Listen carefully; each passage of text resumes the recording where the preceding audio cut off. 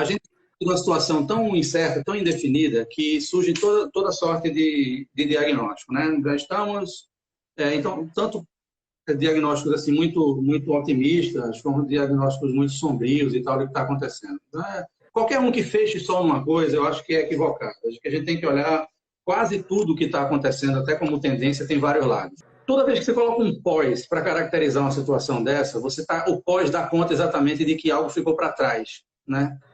Passamos o limite e agora já não somos mais uma sociedade industrial. O que significa isso? Significa, na verdade, que o diagnóstico que fazemos agora é ser uma sociedade em que a indústria era o pilar de organização da economia e da vida em geral, né? Passou, tá? O pós dá conta exatamente disso, passou. Mas a gente podia falar também que a gente está vivendo num cenário pós-democrático. É estranho, mas parece que sim. A gente está vendo as possibilidades de que a próxima sociedade seja uma sociedade pós-capitalista, né? Então, existe um desejo muito grande de marcar, na verdade, que já estamos no outro patamar. Tudo bem, a gente poderia discutir isso assim infinitamente para dizer se já temos indícios suficientes para dizer que a sociedade industrial virou para trás. Mas é importante pensar o seguinte, quando a gente coloca o industrial como sendo aquele ponto que ficou para trás, a gente está escolhendo, na verdade, um aspecto para dar um diagnóstico. Tá? A gente está escolhendo dizer que o que principalmente caracterizava a nossa sociedade é que ela era industrial e que ela agora deixa de ser exatamente pelos indícios que a gente está observando. Né? Veja, a gente já vinha num processo de desindustrialização há algum tempo. Tá? E eu estou falando não só do Brasil, estou falando no mundo todo. Ou seja, a gente está se tornando menos dependente de indústria. Como isso é possível, Rogério? Léo, em vários sentidos. Veja só, se você imaginar, por exemplo, que a produção de artigos, de bens, né, no mundo de hoje seria crescentemente automatizada, por exemplo, tá certo? A própria fábrica, local de trabalho, isso eu estou falando hipoteticamente, não estou fechando o diagnóstico, mas a própria fábrica ou local de trabalho deixaria de ser, digamos, um dos principais elementos que definem a vida atual, tá certo? Então, assim, você tem tantos processos que são automatizados, ou você tem, digamos, formas muito flexíveis de gerar produtos e serviços, que a gente não está diante do mesmo processo industrial de geração de riqueza, tá? Poderia ser isso, né? A gente poderia estar falando disso. Se é isso ou não, eu vou deixar em aberto, a gente pode dizer sim que a gente está diante de um... Agora, o processo de desindustrialização já vem de algum tempo, tá?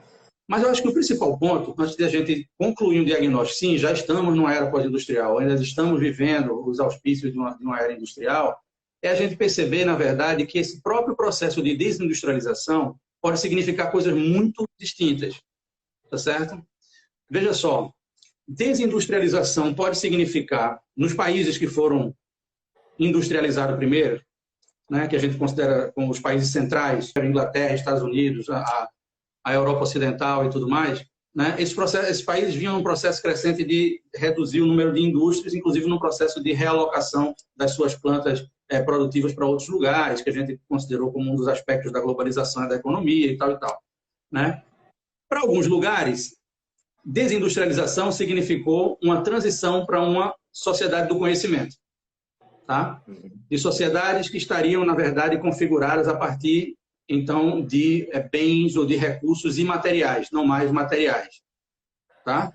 Mas desindustrialização para um país periférico como o Brasil significa, entre outras coisas, reprimarização da economia. O que significa isso? Significa você perder potencial de barganha, né, nos processos de negociação e de disputa internacional, geopolítica, exatamente pelo fato de você retornar a uma vocação agrícola, produtora de matéria-prima e importador de produtos com alto valor agregado. Então, assim, o Brasil estaria num processo de desindustrialização, significando, na verdade, reprimarização, ou seja, a gente vai novamente voltar a uma vocação agrícola, né, e se endividar comprando produto caro, porque tem muita tecnologia agregada aquilo ali, muito conhecimento aplicado aquilo ali. Tá? Então, o que pode ser desindustrialização pode ser transição para uma economia mais fluida, né? Para uma sociedade estruturada em recursos